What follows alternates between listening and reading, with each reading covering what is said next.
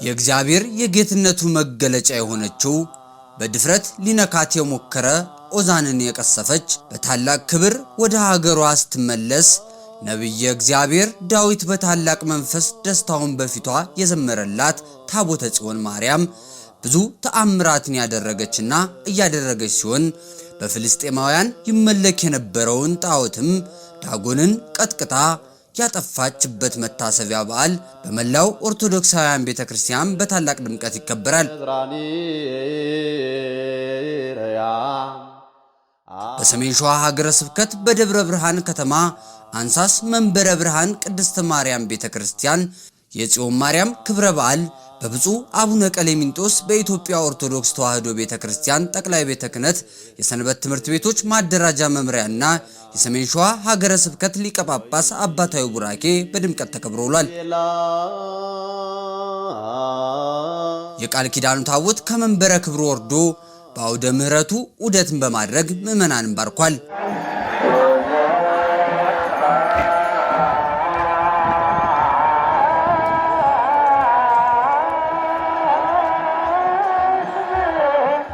የደብሩ ሊቃውንትም ለዕለቱ በሚገባ ስብሐተ እግዚአብሔር እናታችን ቅድስት ድንግል ማርያምንም አመስግነዋል።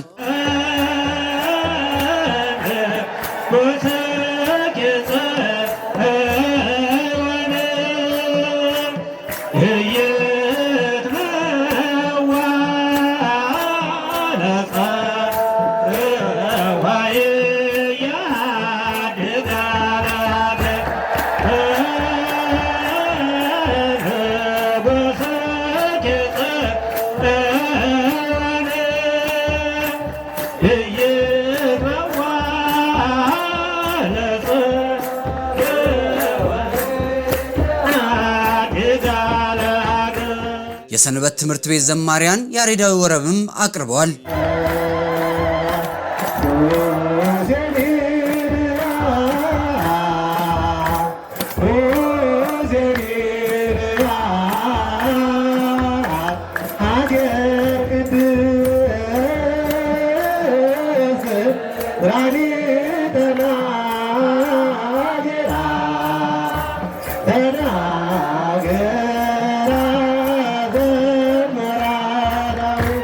የሰሜን ሸዋ ሀገረ ስብከት የሊቃውንት ጉባኤ ሰብሳቢ ለአከ ሕሩያን ነዋየ ገብረሃና ጽዮንን የሚጠሉ ሁሉ ይፈሩ ወደ ኋላቸውም ይመለሱ በሚል መጽሐፍ ቅዱሳዊ መነሻ ኃይለ ቃል በዓሉ የሚከበርበትን ምክንያትም በሰፊው አስተምረዋል። ይታፈሩ ኩሎሙ እለ ይጸልእዋ ለጽዮን፣ ጽዮንን የሚጠሏት ሁሉ ይፈሩ ወደ ኋላቸውም ይመለሱ። አስርቱ ቃላት የተጻፉባት ታቦተ ጽዮን በኦሪት ዘመን በድንኳን ውስጥ እስራኤላውያን የሚያከብሯት ስትሆን የካህኑ ኤሊ ልጆች አፍኒንና ፊንሃስ እግዚአብሔርን ማገልገል ማክበር ትተው ራሳቸውን በማክበር ከፍ ከፍ በማድረግ 3 ኃጢያቶችን ፈጽመዋል በማለትም ታሪኩን አንስተዋል። ጽዮን ማለት አንባ፣ መጠጊያ፣ መሸሸጊያ እንደማለት ነው። ታቦተ ጽዮን በድንኳን አለች። ታቦተ ጽዮንን የሚያገለግሉ ደግሞ አሉ። ካህናቱ እግዚአብሔርን ማገልገል ትተው እግዚአብሔርን ናቁ። እነሱም የኤሊ ልጆች ይባላሉ። አፍኒንና ፊንሃስ ሌሎችም አገልጋዮች። በወቅቱ ያንን ተቋም የሚመራው አባታቸው ኤሊ ይባላል። 3 ኃጢያቶችን ፈጸሙ። አንደኛ የማይጠፋውን መብራት ከቤተ መቅደስ እንዲጠፋ አደረጉ። ቤተ መቅደሱን ጨለማ አደረጉ። ሁለተኛ ቅድሚያ የሚሰጠውን ቅድሚያ እግዚአብሔር ካሸተተው በኋላ ቅድሚያ ለእግዚአብሔር የሚቀርበውን መስዋዕት ለእግዚአብሔር ከመቅረቡ በፊት ለኛ ይቅረብ ብለው እነሱ በሉ። ሶስተኛ ለአገልግሎት የመጡትን ደናግል ከደናግላን ሴቶች ጋር በቤተ መቅደሱ ወይም በድንኳኑ በስተጀርባ አብረው ተኙ።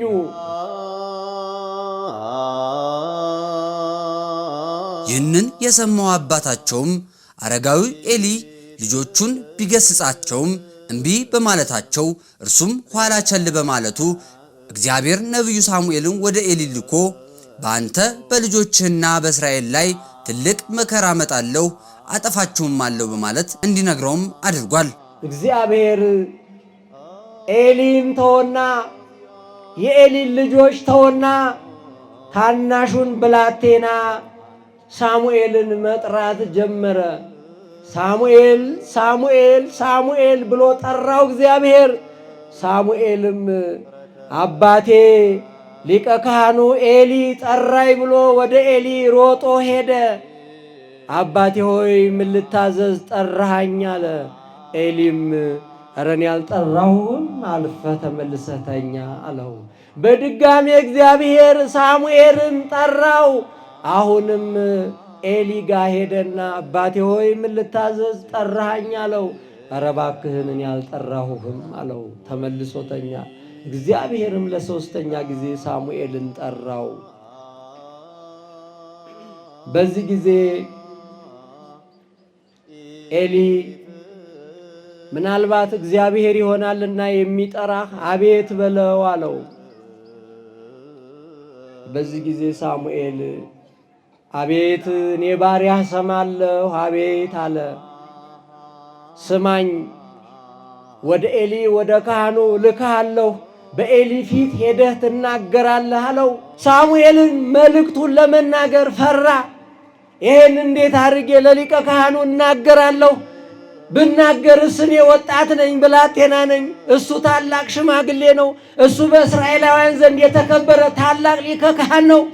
ይሄንን እግዚአብሔር ንገር አለኝ ብልስ እንዴት ይሰማኛል ብሎ ሳሙኤልም ተሰቀቀ። ነገር ግን የእግዚአብሔር መልእክት ነውና ሄዶ ለካህኑ ለኤሊ ነገረ። እግዚአብሔር አንተንም ቤተሰብህንም ሁሉንም አጠፋለሁ ብሏል አለው። በግርድፉ ነው የምነግራችሁ። አጠፋለሁ ብሏል አለ። እግዚአብሔርም አስቀድሞ ስለተቀየመ በአንተ ቤት ሽማግሌ አይገኝብህ ብሏል እግዚአብሔር።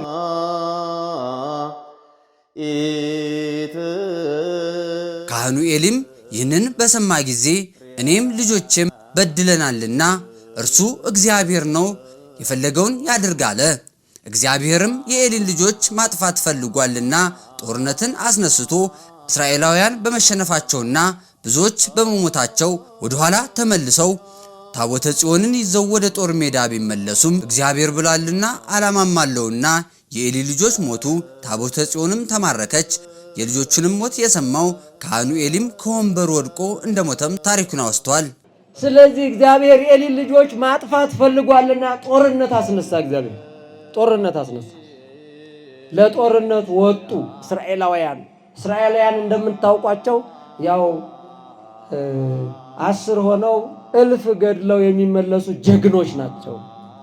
ዛሬ ግን ድል አልቀናቸውም። ብዙ ሆነው ወጥተው ከመካከላቸው 4000 ሰራዊት ወደቀ። የሚገርም እኮ ነው፣ ቀልድ እንዳይመስላችሁ። 4000 ወጣት ወደቀ፣ ረገፈ። በዚህ ጊዜ ፈሩ። ፈርተው ወደ ኋላ ተመለሱ፣ ሸሹ፣ ተበተኑ። አረ ምን ይሻላል ይሄ ጉድ! ዛሬ ድል ዛሬ አላገኘንም፣ እኛ ድል ሆንን ብለው ወደ ቤተ መቅደስ መጡ። የሁል ጊዜ ድላችን፣ የሁል ጊዜ መሸሸጊያችን፣ የሁል ጊዜ መመኪያችን ታቦተ ጽዮንን ይዘን ወደ ጦርነት እንውጣ አሉ። ታቦቱ ይውጣ ከተባለ ታቦቱን ይዞ የሚወጣው ካህኑ ነው። ካህኑ ታቦቱን ይዞ ይወጣል። የኤሊ ልጆች ታቦታቸውን ይዘው ወጡ። ወደ ጦርነት አውደማ ወደ እስራኤል መንደር ወረዱ። ታቦተ ጽዮንን ይዘው ሲወጡ አካባቢው በእልልታ በደስታ ተጥለቀለቀ። ሕዝቡ ሁሉ እልል እያሉ እግዚአብሔርን አመሰግኑ። ኧረ እስኪ እናንተም እልል በሉና እግዚአብሔርን አመስግኑ። ፍልስጤማውያንም በዚህ ፋንታ እግዚአብሔር ወደ ሰፈር መጥቷልና ወዮልን፣ አለቀልን፣ ዛሬ ታቦተ ጽዮንን ይዘው መጥተዋልና ድል አናደርግም ብለው ፈሩ፣ ተረበሹ፣ ተሸበሩ። የእኛ እናት ታቦተ ጽዮን እንዲህ ነው፣ ትረብሻለች። አዎ ድል ታደርጋለች። ከዚህ በኋላ እግዚአብሔር ዓላማ አለውና እግዚአብሔር ሊያደርገው ያቀደው ዕቅድ አለና እግዚአብሔር የኤሊን ልጆች መግደል ፈልጓልና እግዚአብሔር የኤሊን ቤት መፍታት ፈልጓልና እግዚአብሔር ታቦተ ጽዮንን መማረክ ፈልጓልና አሁንም ወደ ጦርነት ሲገጥሙ ታቦተ ጽዮንንም ይዘው ቢወጡ አሁንም 30,000 የሚሆን ሰራዊት ወደቀ። በዚህ ጊዜ የኤሊ ልጆችም ወደቁ፣ ሞቱ። ታቦተ ጽዮንም ተማረከች። አንድ ወሬኛ እየተክለፈለፈ ሄዶ ትንፋሽ እያጠረው ሄዶ ለኤሊ ልጆችህ ሞቱ፣ ታቦተ ጽዮንም ተማረከች አለው። በዚህ ድንጋጤ መንገድ ላይ ሆኖ ወሬ ያነፈንፍ የነበረው ኤሊ ከወንበሩ ላይ ወድቆ አንገቱ ተሰብሮ ሞተ። ታቦተ ጽዮንም በፍልስጤማውያን ከተማረከች በኋላ ዳጎን የተባለ ጣዖትን ሰባብራ ድል በማድረግ በተወሰደችበት አካባቢ ሁሉ ተአምራትን እያደረገች ቆይታ በዛሬው ዕለት ወደ ቦታዋ የተመለሰችበትና የከበረችበት ዕለት ነው ብለዋል። ታቦተ ጽዮንን ማርከው ወሰዷት፣ ጠላቶች ወሰዷት። ተመልከቱ፣ ጠላት ወሰደና ጠላት ዳጎን የሚባል ጣዖት አለው የሚያመልክ ከእንጨት የተሰራ ጆሮ ያለው የማይሰማ እጅ ያለው የማይዳስስ ዓይን ያለው የማያይ እግር ያለው የማይሄድ ጣዖት አላቸው። ዳጎን የሚባል እነዚያ ፍልስጤማውያን። ከዛ በኋላ እሰይ የእስራኤላውያንን ታቦት ማረክን፣ ዛሬ የኛ ዳጎን ድል አደረገ፣ ድሉን ለኛ ያደረገው ብለው ታቦተ ጽዮንን ከመሬት አደረጉና ዳጎንን ጣዖቱን ከላይ አደረጉና ቤተ መቅደሳቸውን ቆልፈው ሄዱ። ጠዋት ለአገልግሎት ሲመጡ የኛ እናት ታቦተ ጽዮን ከላው ላይ ቁጭ ብላለች። እሱን ረግጣ ደስ ይበላችሁ፣ ደስ ይበል። አይ ለካ ትላንትና ያቀማመጥ ስህተት አድርገናል። እሷን ከታች ያደረግን መስሎን ለካ ከላይ አድርገን ነው የሄድነው። የእነሱ አምላክ ከሆነስ ለምን እነሱስ ቢሳሳቱ እሱ አምላክ አይደለም እንዴ? ለምን ገልብጦ እሱ ከላይ ዞሮ አይቀመጥም? አስተውል እንጂ ወጣቴ አስተውል። እነሱ በስህተት ነው አሉ። አሁንስ ከላይ አድርገን እሷን ከታች አድርገን እንሄዳለን ብለው በድጋሜ አድርገው ሄዱ።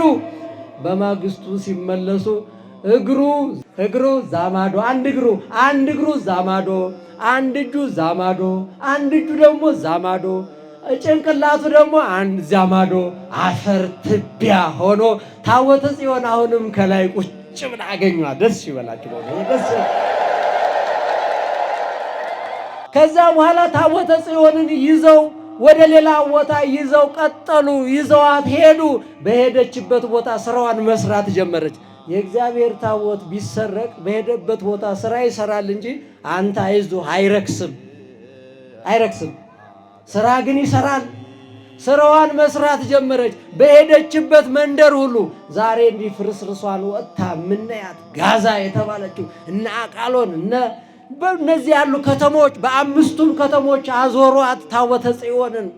በአምስቱም ከተሞች ሲያዞሯት ሁሉም ወንድ የተባለው ሁሉም በእባጭ ተመታ፣ ሁሉም በህመም ተመታ፣ ሁሉም በበሽታ ተመታ። ከዚህ በኋላ ምን መጣ? ኡቁታ በዛ። ወዮልን፣ ወዮት አለብን፣ ምን ይሻለናል፣ ምን እናድርግ ማለት ጀመሩ። የሚያማክሯቸውን ሰዎች ወደ ማማከር ሄዱ።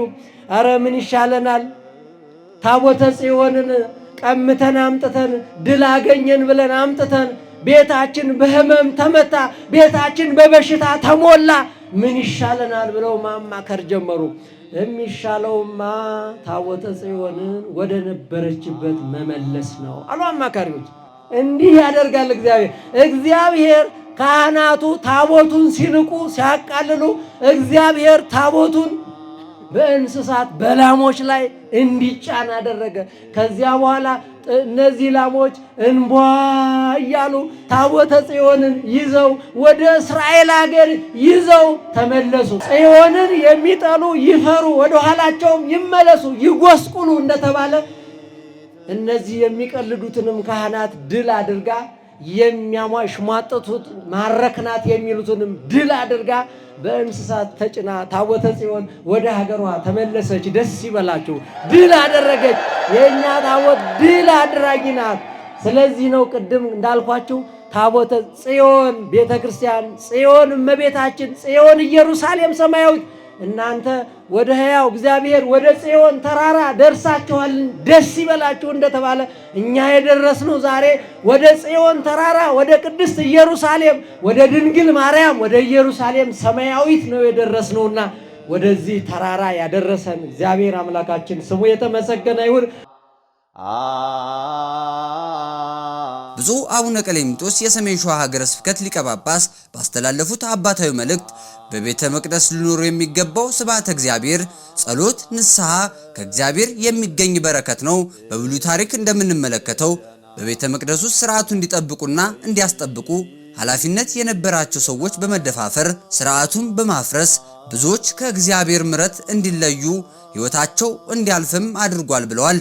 በቤተ መቅደስ ውስጥ የሚኖረው የሚገባው ስብሐተ እግዚአብሔር ነው፣ ጸሎት ነው፣ ከእግዚአብሔር ጋር መገናኘት ነው፣ ንስሐ ነው፣ ከእግዚአብሔር የሚገኘውን በረከት ማግኘት ነው።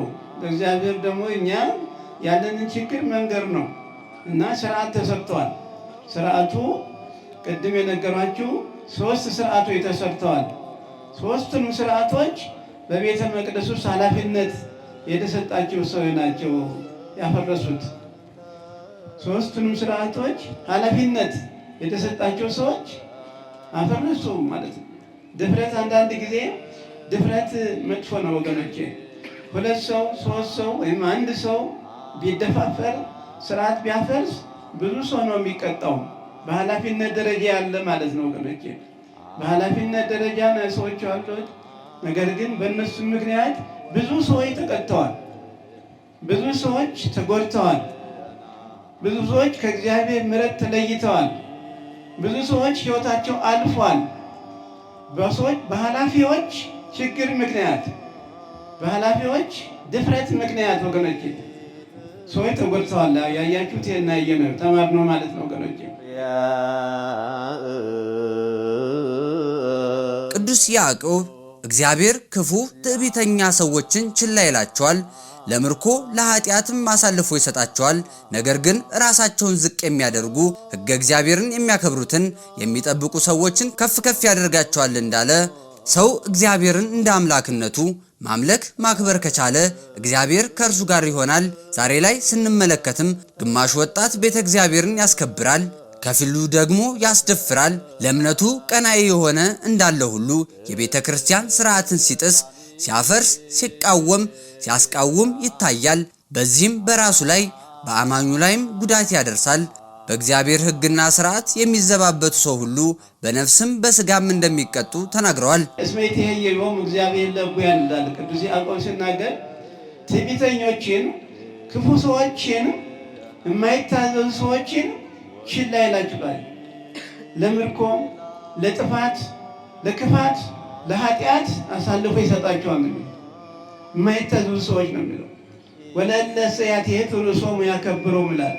ራሳቸውን ዝቅ የሚያደርጉትን ሕገ እግዚአብሔርን የሚያከብሩትን ፈሪሃ እግዚአብሔር ያላቸውን ትሕትና ያላቸውን ፍቅረ ቢጽ ያላቸውን ሰዎች እግዚአብሔር ከፍ ከፍ ያደርጋቸዋል ይላል። ከፍ ከፍ ያደርጋችሁ ሁላችሁ ወገኖች። ካሌብ ወኢያሱ ወልደ ነዌ እስመ ይሃብሩ ምስሌሆሙ ለአላውያን ድኅኑ መቅሰፍት ዘይመጽእ ይላል ቅዱስ ዮሐንስ አፈወርቅ ሲናገር ማለት ነው። ካሌብና ኢያሱ ወጣቶች ናቸው። 2 ወጣቶች ናቸው። ከ12ቱ ነገድ ሙሴ እስራኤልን ወይም ከነዓንን ሰልለው እንዲመጡ በበረሃ እንዳሉ በምድረ በዳ እንዳሉ 12 ሰዎች ልኮ ነበረ እና 12ቱ ሰዎች ተልከው እያሉ ሁሉም ገብተው አይተዋል፣ ጎብኝተዋል። ነገር ግን 10ሩ እንደ እግዚአብሔር ፈቃድ መሄድ አልቻሉም። እግዚአብሔር ያደርጋል ማለት አልቻሉም። እግዚአብሔር ይሰራል ማለት አልቻሉም። ስለዚህ 10ሩ ከእግዚአብሔር በረከት ከእግዚአብሔር ሕግ ሲወጡ 2ቱ ካሌብና ኢያሱ ብቻ እግዚአብሔር ያሻግረናል፣ እግዚአብሔር ያገባናል ብለው በእግዚአብሔር ስለታመኑ እግዚአብሔር ሁለቱን ሰዎች ማለት ነው እነዚያ 10 በእነሱ ዕድሜ ያሉት ሽማግሌዎች ምድረ በዳ ሲቀሩ እነዚህ 20 ዓመት ወጣቶች ግን ኢየሩሳሌም ሀገራቸው በእነሱ ዕድሜ ያሉትን ጭምር ሀገራቸውን አስገብቷቸዋል እግዚአብሔር ወገኖቼ። ስለዚህ ሰው እግዚአብሔርን እንደ እግዚአብሔርነቱ ማምለክ ማክበር ከቻለ እግዚአብሔር ከሱ ጋር ነው ያለው። ግማሹ ቤተ እግዚአብሔርን ያስደፍራል፣ ግማሹ ደግሞ ቤተ እግዚአብሔርን ያስከብራል። አሁን ዛሬ እንደው በቀላሉ ስናይ ቤተ ክርስቲያን ወይም በእምነት አኳያ ስታዩ ብዙ ሰው ቀናኢ ይመስላል ለእምነቱ። ብዙ ሰው ለእምነቱ በጣም ቀናኢ የቀረበ መስሎ ይታያል። ብዙ ሰው ደግሞ በዚያው ልክ ደግሞ የቤተክርስቲያን ስርዓትና ሕግ ሲንድ ታያላችሁ፣ ሲያፈርስ ታያላችሁ ወገኖቼ። ሲቃወም ሲያስቃወም ታያላችሁ ወገኖቼ። ያወቅኩ እየመሰለው እኔ ነኝ የምቀድመው ብሎ እየመሰለው በቀና መንፈስ ጭምር ሰው በራሱ ጉዳት፣ በአካባቢ ጉዳት፣ በእምነት ላይ ያለውን ሁኔታ ጉዳት፣ አማኞችን ጉዳት እየጎዳ ሰው በዚህ በሚዲያ ውስጥ በተለይ የምታዩት ብዙ ጉዳት እያመጣ ነው ወገኖቼ። ብዙ ስህተት እየተፈጸመ ነው ያለው። ከእግዚአብሔር ሕግና ስርዓት የወጣ ሰው ሁሉ በእግዚአብሔር ሕግና ስርዓት የሚዘባበት ሁሉ ይቀጣል ወገኖቼ። ቅጣት አለበት። በነፍስም በስጋም ነው ቅጣቱ። የነፍስ ቅጣት ይቆያል፣ የስጋ ግን ይታያል ወገኖቼ። የነፍስ ስጋ ቅጣት ኋላ ነው የምናገኘው። ነገር ግን አበው ሲናገሩ በሰማይ የሚጸድቅ በምድር ያስታውቃል ይላሉ። በነፍስ ቅጣት ኋላ ነው የምናገኘው። የስጋ ቅጣትን በምድር ነው እየታየ የሚታይ ማለት እየታየ ምስክርነት ይሰጣል ማለት ነው። ታይቷል፣ አይታችኋል ወገኖች። ተቀጥተዋል ሰዎች እየታዩ ማለት ነው። ተማርከዋል፣ ተገለዋል። ተመልከቱት፣ ህይወት አልፏል።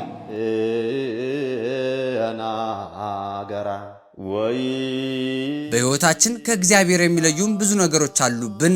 ነገር ግን የክርስትና ህይወት ፍቅር፣ ሰላም፣ ትህትና፣ ንስሐ መገለጫው ነውና በማይገባን ቦታ ባለመገኘት ወደ እግዚአብሔር ብንመለስ ብንታዘዝ የምናያቸው ክፉ ነገሮች ሁሉ ይወገዱልናል ብለዋል። ዛሬም በየቤታችን በየህይወታችን ብዙ ጉዶች አሉ።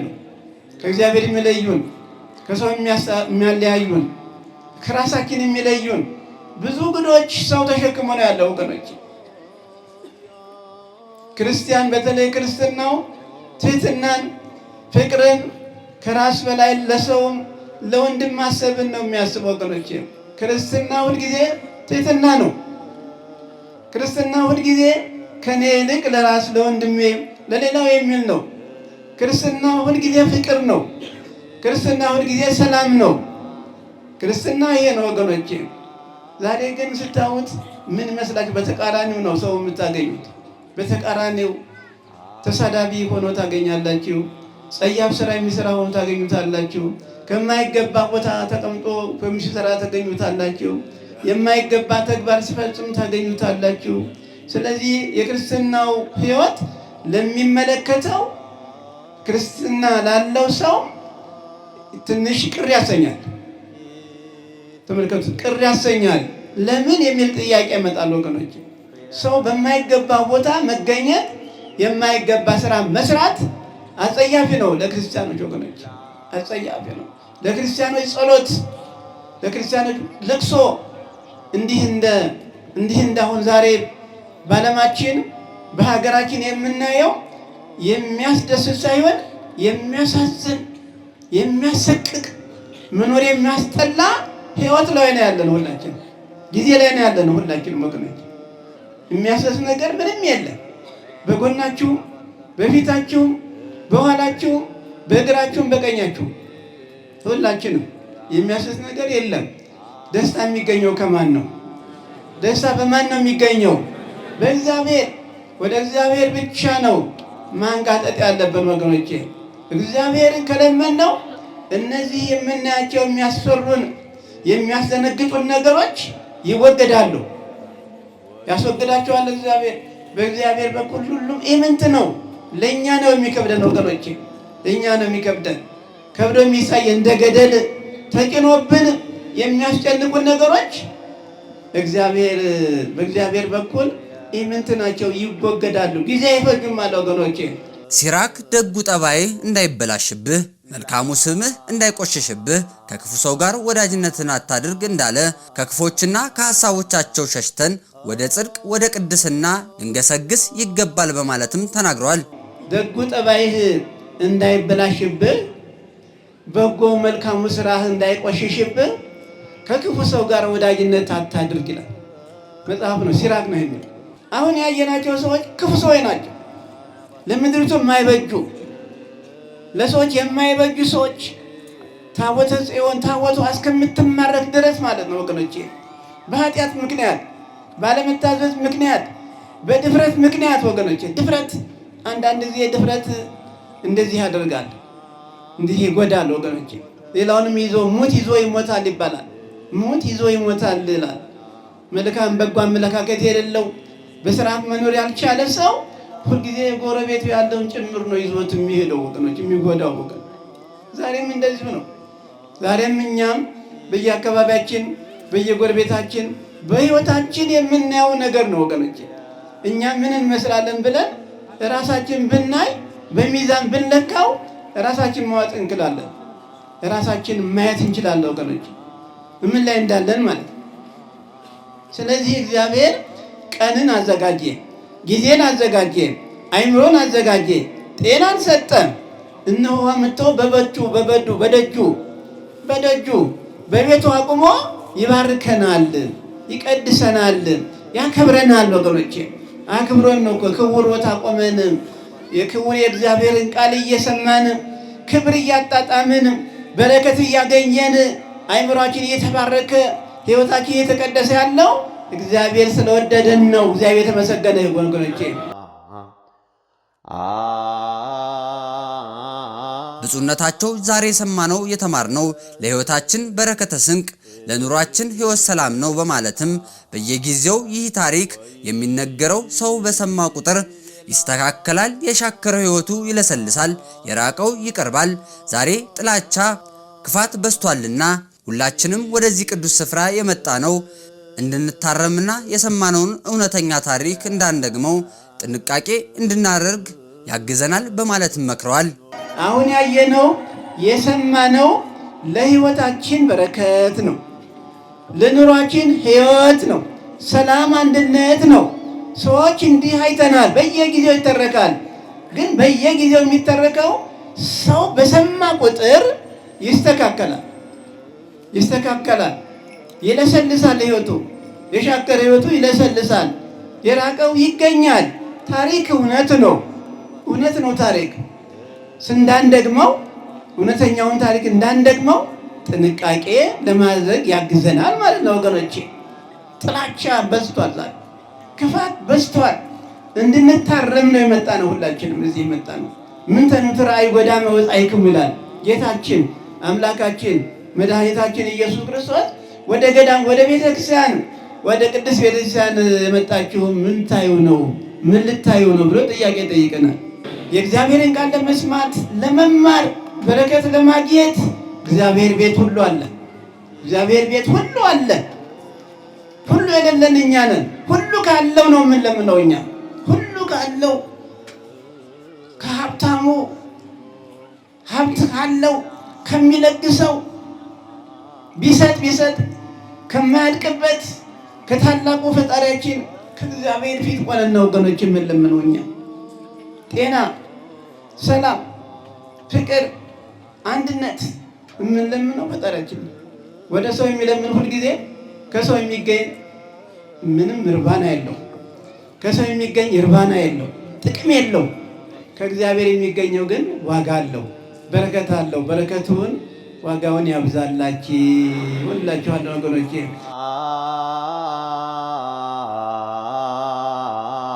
በክብረ በዓሉም መላከ ብርሃናት ቆሞስ አባ ይትባረክ መኮንን የደብረ ብርሃን ቅድስት ሥላሴና በስሩ ያሉ አድባራት አስተዳዳሪ መላከ ፀሐይ እስጢፋኖስ ስዕሌ የሀገረ ስብከቱ የስብከተ ወንጌል ክፍልና የሰንበት ትምህርት ቤት ማደራጃ መምሪያ ኃላፊ፣ ሊቃውንተ ቤተ ክርስቲያን፣ የአብነት መምህራንና ደቀ መዛሙርት፣ የሰንበት ትምህርት ቤት ወጣቶች እንዲሁም በርካታ ቁጥር ያላቸው ምዕመናን በተገኙበት በድምቀት ተከብሮ በብፁዕነታቸው ቃለ ምዕዳና ቡራኬ ተጠናቋል። በተመሳሳይ የህዳር ጽዮን ማርያም ዓመታዊ በዓል የሰሜን ሸዋ ሀገረ ስብከት ዋና ስራ አስኪያጅ በተገኙበት በላይ ሚልኪ ደብረገነት ቅዱስ እግዚአብሔር አብና ቅድስት ማርያም ቤተክርስቲያን በታላቅ ድምቀት ተከብሮ ውሏል።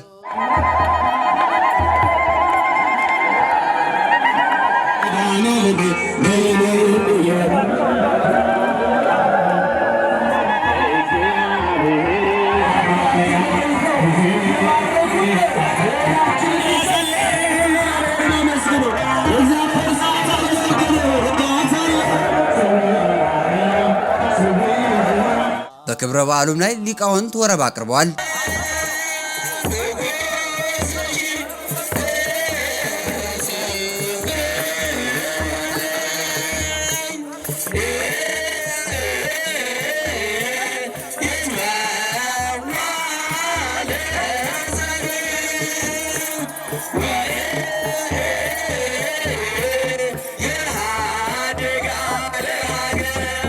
የሰንበት ትምህርት ቤት ዘማሪያንም ዕለቱን የተመለከተ ምስጋና አቅርበዋል። በዓሉን በማስመልከት የሰሜን ሸዋ ሀገረ ስብከት ዋና ስራ አስኪያጅ ክቡር መጋቢ ሐዲስ ነቃ ጥበብ አባቡ ኢካቦድ በሚል ኃይለ ቃል ያስተማሩ ሲሆን የዛሬው በዓልም ታቦተ ጽዮን ድል ያደረገችበት ነው በማለትም ሰፊ ትምህርተ ወንጌል ሰጥተዋል።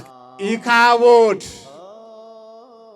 የእግዚአብሔር ታቦት ተማርካለችና ክብር ከእስራኤል ለቀቀ።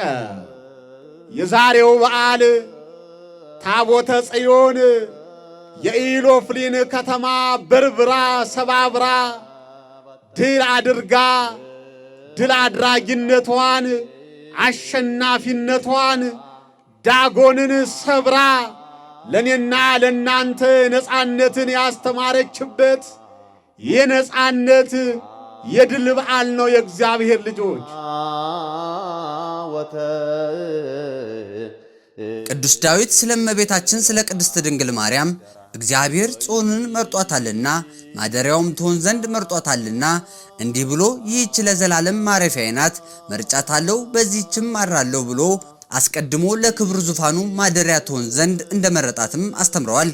መዝሙረኛው ቅዱስ ዳዊት እንዲህ ያለ እናታችን እመቤታችን ድንግል ማርያምን ያከብራታል። እስመሃረያ ለጽዮን እግዚአብሔር ጽዮንን መርጧታል፣ ጽዮንን ወዷታል፣ ድንግል ማርያምን መርጧታል፣ ድንግል ማርያምን አክብሯታል። የእርሱ ማክበር አይደለም የሚደንቀው እርሷ እንድትከበር እርሷ እንድትመረጥ በቅታ መገኘቷ ነው እንጂ ብለው ሊቃውንት ያመሰጥሩላታል። ክብርና ምስጋና ለእመቤታችን ለቅድስት ድንግል ማርያም ይሁን።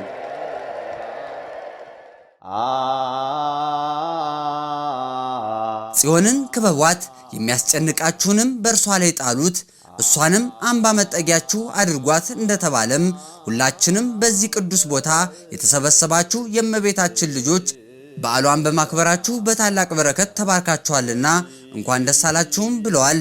እግትዋ ለጽዮን ወህቀፍዋ ወተናገሩ በውስተ ማህፈዲሃ ደዩ ልበክም ውስተ ኃይላ ጽዮንን ክበቧት፣ የሚያስጨንቃችሁንም ነገር በእርሷ ላይ ጣሉት፣ እርሷ አምባ መጠጊያችሁ ናት ይላታል። ክብር ለታቦተ ጽዮን ይሁን። እግዚአብሔር ልጆች ዛሬ እናታችን ጽዮን ማርያምን የምናከብርበት የምናመሰግንበት ስለ ክብሯ አንደበታችንን ከፍተን የምንዘምርበት ልባችንን ሞልተን ጽዮን ጽዮን ጽዮን እያል የምናመሰግንበት የምስጋና ቀን ነው። በዚህ ቀን በዚህ ታሪካዊ ቦታ ተሰብስቦ ይህን በዓል ማክበር ምንኛ መታደል ነው! ምንኛ መጠራት ነው! ምንኛ መታደል ነው! ይህንን ዕድል የሰጠሽን እመቤታችን ድንግል ማርያም ሆይ ቃል የለንምና ምስጋና ይድረስሽ ብላችሁ አመስግኗት። የእግዚአብሔር ልጆች ኢካቦድ የእግዚአብሔር ታቦት ተማርካለችና ክብር ከእስራኤል ለቀቀ። ቅድም እንዳልኳችሁ የመጽሐፉ ታሪክ ሰፊ ነው። እግዚአብሔርም በኤሊ ልጆች ጥፋት ተቆጥቶ በፍልስጤማውያንና በእስራኤል መካከል ጦርነት ሆነ። ከእስራኤል ወገንም 34,000 ጀግኖች ሲወድቁ የኤሊ ልጆች አፍኒንና ፊንሐስም ተገደሉ። ታቦተ ጽዮንም ተማረከች። ኤሊም ይህንን መርዶ ሲሰማ ከወንበር ወድቆ እንደሞተና የፊንሐስ ሚስት ሞራቱም አርግዛ ልትወልድ ተቃርባ ነበርና የእግዚአብሔር ታቦት እንደተማረከች አማቷም ባሏም እንደሞቱ በሰማች ጊዜ ምጥ ደርሶባት ነበርና ተንበርክካ ወለደች። እርሷም የእግዚአብሔር ታቦት ስለተማረከች ስለ አማቷና ስለ ባሏም ክብር ከእስራኤል ለቀቀ ስትል የሕፃኑን ስም ኢካቦድ ብላ እንደጠራችውም በሰፊው አስተምረዋል። የፊንሐስ ሚስት ነፍሰ ጡር ነበረች ይላል። ይህንን ወሬ የሰማች የባሏን መሞት፣ የአማቷን መሞት፣ የታቦተ ጽዮንን መማረክ ስትሰማ ምጧ መጣ። ጭንቀት ያዛት። አይዞሽ በርቺ ውለጂ፣ ወንድ ልጅ እኮ ታቀፈሻል አሏት። አይ ምን አይዞሽ ትሉኛላችሁ? ምን ደስታ ትሉኛላችሁ? አለችና የልጇን ስም ኢካቦድ አለችው። የእግዚአብሔር ታቦት ተማርካለችና ክብር ከእስራኤል ለቀቀ አለች። እግዚአብሔር ልጆች እኛማ ምን ክብር አለን? እኛማ ምን ዘውድ አለን? የኛ ክብር ታቦተ ጽዮን ነበረች። የኛ አምባ መጠጊያ ታቦተ ጽዮን ነበረች። ዛሬ ታቦተ ጽዮን ተማርካብን ምን ክብር አለ? ክብራችን ለቋል አለች እግዚአብሔር ልጆች። ዛሬስ የኔና የናንተ የስንቶቻችን ሕይወት ከክብር ወርዷል? ከክብር አንሷል? ከክብር ጎሏል? የእግዚአብሔር ልጆች ሕይወታችንን ማየት ያስፈልጋል። ራሳችንን መመልከት ያስፈልጋል። ወዳጆቼ ማርያምን ነው የምላችሁ። እመቤታችን ድንግል ማርያም ክብራችን ናት። ክብር ይግባት። ድንግል ማርያም ክብራችን ናት። የአሕዛብ አምላክ ዳጎንን ገለባብጣ እንደሰባበረች ዛሬም በሕይወታችን በሕዝባችንና በሀገራችን ላይ ዳጎን የሆነብንን መከራ ሁሉ ተሰባብረልን። የአቢዳራን ቤት የባረከች ታቦተ ጽዮን የእኛንም ቤት ተባርክልን በማለትም ተናግረዋል። ድንግል ማርያም የአምላክ እናት፣ የመድኃኔ ዓለም እናት፣ የአማኑኤል እናት፣ የኢየሱስ ክርስቶስ እናት ክብራችን ናት። ያለ ድንግል ማርያም ክብር የለም። ያለ ድንግል ማርያም በረከት የለም።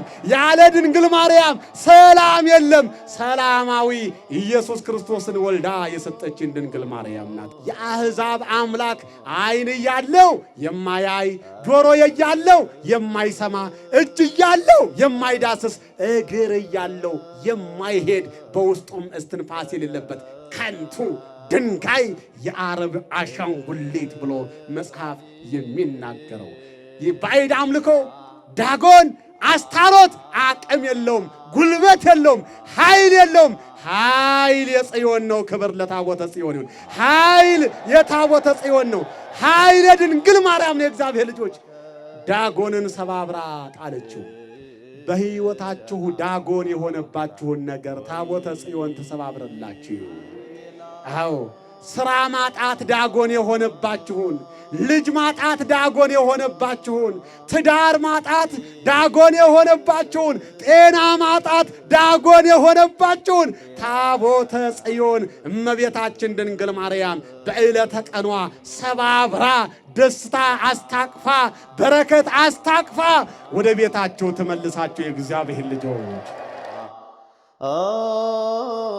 ዳጎንን የገለባበጠችው ታቦተ ጽዮን ዛሬ የምትገኘው በኢትዮጵያ እንደሆነና ጌታችን መድኃኒታችን ኢየሱስ ክርስቶስ የተሰቀለበት ቅዱስ መስቀል በደብረ ከርቤ ግሸን ማርያም ቅዱስ ዑራኤል የክርስቶስን ደም የረጨበት ጽዋ በመንዝ ደብረ ቆጵሮስ እንደሚገኝና ሀገራችን ኢትዮጵያ የበርካታ ታሪክ ቅርስና ስነ ጥበብ እንዲሁም ስነ ሕንፃ ባለቤት መሆኗንም ገልጸዋል። ታቦተ ጽዮን ብቻ አይደለችም። ጌታችን አምላካችን መድኃኒታችን ኢየሱስ ክርስቶስ የተሰቀለበት ቅዱስ መስቀል ያለው አንተ ሀገር ኢትዮጵያ ነው። ግሸን ደብረ ከርቤ ነው። አምባሰል ተራራ ላይ ነው። ወዳጄ ይሄም ብቻ አይደለም። የጌታችን የመድኃኒታችን የኢየሱስ ክርስቶስ ደም ጽዋ የተረጨበት የደሙ ጽዋ ያለው አንተ ሀገር ኢትዮጵያ መንዝም መጓ ኡራኤል ነው። የእግዚአብሔር ልጆች ያው እዚህ ነው ያለው። ለዚህ እኮ ነው ኢትዮጵያ የሃይማኖት ደሴት፣ ኢትዮጵያ የበረከት አምባ፣ ኢትዮጵያ የሰላም አምባ፣ የእግዚአብሔር ሀገር፣ የእመቤታችን የድንግል ማርያም የአስራት ሀገር ተብላ የምትመሰገነው የእግዚአብሔር ልጆች።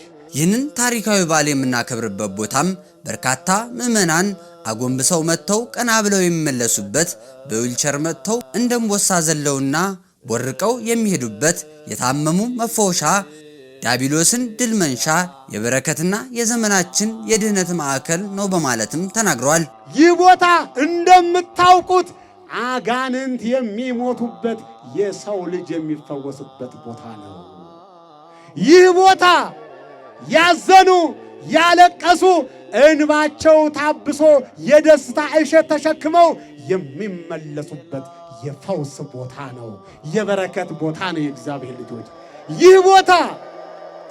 ይህ ቦታ ልጅ ያጡ ልጅ የሚያገኙበት፣ ጤና ያጡ ጤና የሚያገኙበት፣ በረከት ያጡ በረከት የሚያገኙበት፣ ደጇ ላይ መጥተው ተሳልመው በእምነቷ ተባብሰው በጸበሏ ተጠምቀው አጎንብሰው መጥተው ቀና ብለው የሚመለሱበት፣ ስንቶች በዊልቸር መጥተው እንደ እምቦሳ ጥጃ እየዘለሉ የተመለሱበት፣ ባዷቸውን መጥተው በበረከት ተሞልተው የተመለሱበት የበረከት ቦታ፣ የበረከት ደብር፣ የበረከት ስፍራ። እንዴት መታደል ነው! ዛሬ ታቦተ ጽዮንን በዚህ ቦታ ስናከብር ክብራችን ከፍ ይላል፣ ጸጋችን ከፍ ይላል። ደስታ ያጣን ደስታ እናገኛለን፣ ጤና ያጣን ጤና እናገኛለን፣ በረከት ያጣን በረከት እናገኛለን። የእመቤታችን የድንግል ማርያም ልጆች እመቤታችን በበረከቷ ትባርካችሁ። በክብረ በዓሉም ላይ የሰሜን ሸዋ ሀገረ ስብከት ዋና ጸሐፊ ሊቀ ሕሩያን ይህይስ እሸቱ፣ የሀገረ ስብከቱ ልዑካን፣ የደብሩ አስተዳዳሪ መልአከ ገነት ቀሲስ ታድዬ ጌታቸው፣ የወረዳ ሊቃነ ካህናትን ጨምሮ በርካታ ሊቃውንተ ቤተ ክርስቲያን ከአራቱም ማዕዘን የመጡ በመቶ ሺህ የሚቆጠሩ ምዕመናን በተገኙበት በክቡር ሥራ አስኪያጁ ጸሎት በዓሉ ተጠናቋል። የእናታችን የእመቤታችን የቅድስት ድንግል ማርያም የእናትነት ፍቅሯ፣ በረከቷ፣ አማላጅነቷ አይለየን። ለዓመቱ በሰላም ታድርሰን። አሜን።